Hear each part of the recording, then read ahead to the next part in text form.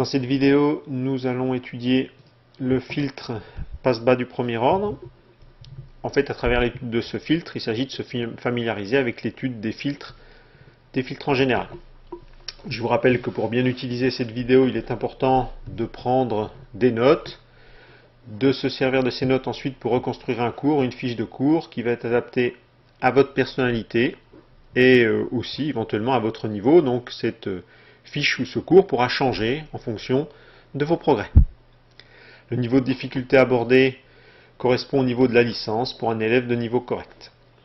Je vous rappelle que ces vidéos n'ont pas pour but de remplacer le cours donné par votre professeur. En fait, ces cours se nourrissent du contact entre élèves et professeurs. Aussi, certaines difficultés qui nécessitent ce contact au travers d'un dialogue ne seront pas abordées dans cette vidéo. L'étude de ce passe-bas du premier ordre va se décomposer en deux parties. Une première étude sur le diagramme fréquentiel et le début du comportement temporel et une deuxième vidéo sur le comportement temporel et les circuits électrocinétiques de référence. On va présenter ici le filtre passe-bas du premier ordre en commençant par sa fonction de transfert. En fait, on verra par la suite que toutes les représentations de ce filtre sont plus ou moins équivalentes. Et en fait, on peut commencer par n'importe quelle définition, on va dire, du filtre. Donc ici, on s'attache à partir de la fonction de transfert. Et l'idée, c'est de montrer qu'à partir de cette fonction de transfert, on peut obtenir, dans un premier temps, un diagramme, une représentation graphique géométrique qui nous permet d'envisager toutes les propriétés incluses dans cette fonction de transfert analytique. Alors on va commencer par déterminer ce qu'on appelle le diagramme limite. On va regarder les propriétés du module de cette fonction de transfert à la limite haute et basse fréquence. Pour ça, il est important de mettre la fonction de transfert sous la forme canonique, le rapport de deux polynômes avec un certain nombre de règles qui permettent d'écrire ces polynômes qui sont respectés ici. On note en particulier le coefficient ici 1 pour le terme de degré 0 et un coefficient aussi de la forme j oméga sur une pulsation à une certaine puissance, ici la puissance 1 pour le terme de plus haut degré. Quand la pulsation tend vers le régime continu, quand la pulsation tend vers 0, quand on tend vers le régime continu, on a une fonction de transfert très basse fréquence qui tend vers H0. Donc ici, il s'agit d'une valeur limite. Quand le rapport oméga sur oméga 0 tend vers l'infini, quand on est dans les très hautes fréquences, on se retrouve avec une fonction de transfert dont le module tend vers 0. Ce diagramme limite nous permet de conclure à une caractéristique en général passe-bas pour le filtre. Alors on ne sait pas tellement ce qui va se passer entre ici les très basses fréquences et les très hautes fréquences autour de la pulsation oméga 0 qui va être effectivement la pulsation caractéristique permettant de séparer les deux états pour ce filtre. Donc l'étude n'est pas complète, il s'agit de la préciser. Donc on va remplacer l'étude du diagramme limite qui donne déjà simplement, très rapidement, une idée du comportement du filtre, donc permettre de savoir si, par exemple, ce filtre conviendra ou conviendra pas dans un premier temps à ce qu'on veut réaliser. On va passer à ce qu'on appelle le diagramme asymptotique. Le diagramme asymptotique va viser à préciser un peu plus les propriétés du filtre.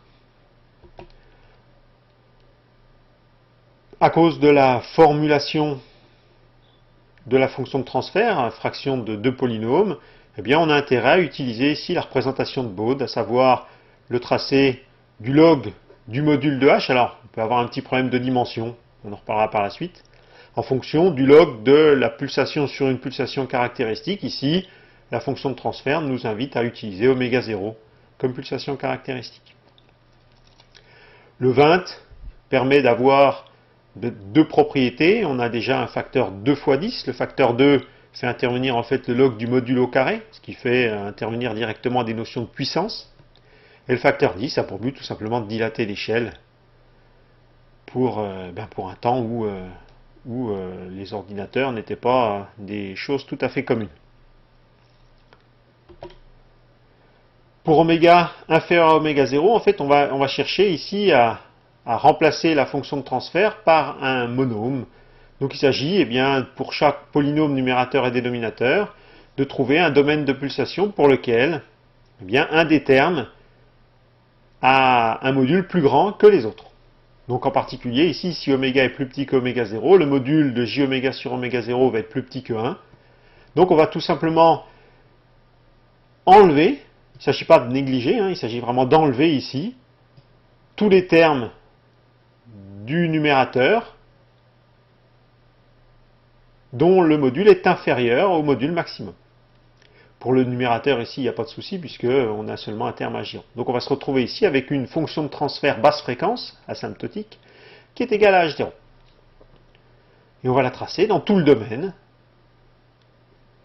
Alors, des études mathématiques nous montreraient que le module de HBF se rapproche du module de H quand oméga devient suffisamment petit devant oméga 0, mais ici il s'agit de tracer un diagramme asymptotique. Ensuite, si oméga est plus grand que oméga 0, cette fois-ci c'est le terme 1 qui va être 2 modules plus petits que j oméga sur oméga 0. Donc en fait, on va obtenir ici la fonction de transfert haute fréquence, H0 sur j oméga sur oméga 0, ou encore H0 oméga 0 sur j oméga. On sait tracer le module d'une telle fonction de transfert. Donc on obtient ici une droite de moins 20 dB par décade. Donc ici on a le diagramme asymptotique. La méthode utilisée sera la même pour tous les filtres. Forme canonique, on garde seulement le monôme prépondérant au numérateur au dénominateur, on obtient une fonction de transfert sous forme de monôme, dont bien sûr le tracé va être sur une droite support, va donc donner un segment ou une demi-droite dans le diagramme de Bode. Alors il s'agit de voir maintenant si on peut, à partir de ce diagramme asymptotique, avoir une bonne idée du comportement du diagramme de Bode de H de j oméga. On a aussi, on l'a dit, un problème de dimension. H peut très bien être une grandeur qui possède une dimension physique. À ce moment-là, log du module de H n'a pas de signification. On sait calculer le log seulement d'un nombre. Donc on va passer à une autre formulation. On va calculer ici tout d'abord le module de H. On va poser x égale oméga 0 sur oméga 0, une grandeur sans dimension. Et en fait, pour obtenir ici un tracé sans dimension, il est plus intéressant de faire le rapport H sur H0, qui sera de toute façon un nombre, 1 sur racine de 1 plus x2, on voit ici effectivement une grandeur sans dimension. On va donc tracer 20 logs de h sur h0 en module, en fonction de logs de oméga sur oméga 0. On va reporter le diagramme asymptotique qu'on avait trouvé tout à l'heure, et en fait il s'agit tout simplement de tracer 20 logs de h sur h0. On a la fonction en fonction de x ici, le rapport oméga sur oméga 0, donc on peut faire le tracé.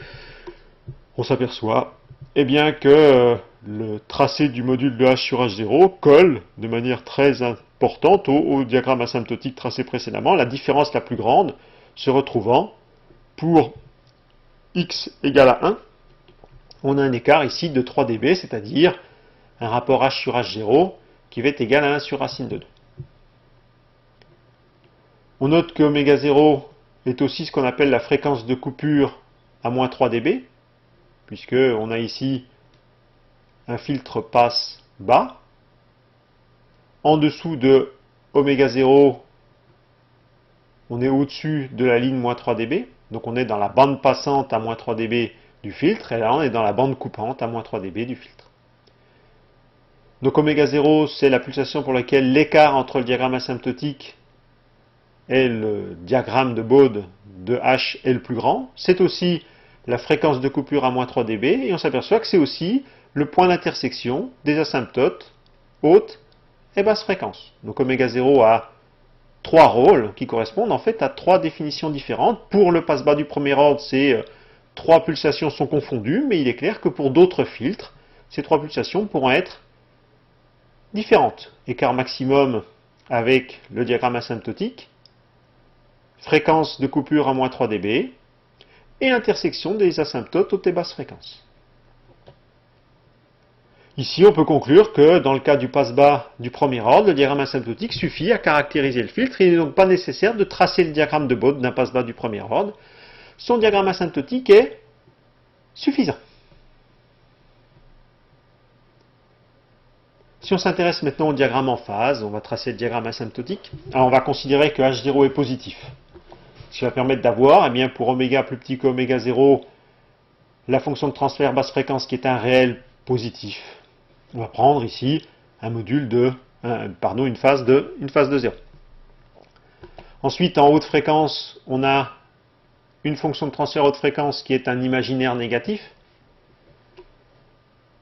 Étant donné la forme de la fonction de transfert, on s'aperçoit que sa phase va être une fonction décroissante. Le numérateur a une phase croissante, le numérateur a une phase toujours nulle et le dénominateur a une phase croissante. Donc, on se retrouvera avec une phase décroissante. Pour avoir une continuité du tracé dans la phase, on va choisir ici une phase moins pi sur 2. Pour oméga égale oméga 0, on se retrouve ici avec 1 plus j, un complexe de phase pi sur 4. Donc h va se retrouver avec une phase de moins pi sur 4. Et le tracé donnerait une phase qui va décroître, passer par moins pi sur 4 et tendre vers moins pi sur 2. On remarque que le diagramme asymptotique en gain va être directement relié au diagramme asymptotique en phase si on choisit ce mode de construction. La pente, en fait, moins 20 multiplié par p, un certain nombre, va se retrouver au niveau de la phase, puisqu'on se retrouvera avec pi sur 2 fois ce fameux p, la pente, divisé par 20 pour le diagramme en phase. Donc pour ce type de filtre, rapport de polynôme, ce qu'on appelle encore des filtres à minimum de phase, le tracé du diagramme en gain permet d'obtenir directement le tracé du diagramme en phase. Donc le diagramme en phase n'est pas finalement nécessaire pour déterminer la totalité de la fonction de transfert. À condition, bien sûr, toujours pareil, qu'on ait une fonction de transfert qui soit un rapport de polynôme, sinon ça ne tient plus. On peut maintenant, à partir de la fonction de transfert, déterminer les propriétés temporelles. Ici, on est en représentation fréquentielle. Donc si on écrit la fonction de transfert comme rapport d'une sortie sur une entrée, un signal de sortie sur un signal d'entrée, on peut déterminer l'équation différentielle tout simplement en utilisant, on va dire ici, la notation de Fourier ou de Laplace. Si on remplace le j oméga, éventuellement j oméga sur oméga 0 par un p.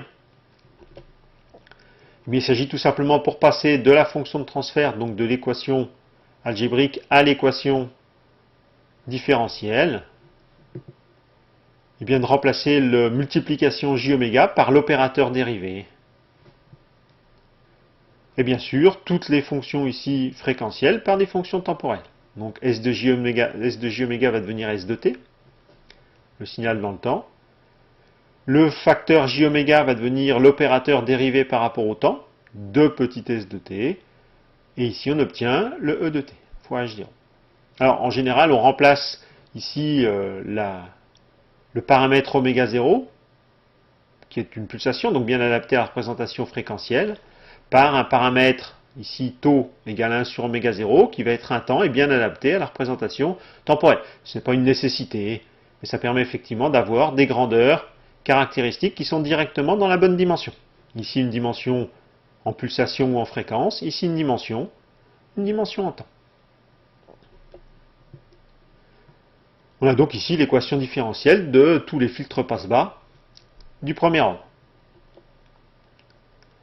On s'aperçoit que ces filtres passe-bas font intervenir deux paramètres, tau et h0. Si on revient au tracé de la fonction de transfert qu'on avait fait en faisant le tracé de h sur h0, on élimine en fait, en faisant ce rapport, le paramètre h0. En fonction de oméga sur oméga 0, on élimine à ce moment-là le paramètre oméga 0, donc le paramètre temps, et on s'aperçoit que tous les filtres passe-bas du premier ordre possèdent en fait le même diagramme de Bode en gain en grandeur réduite.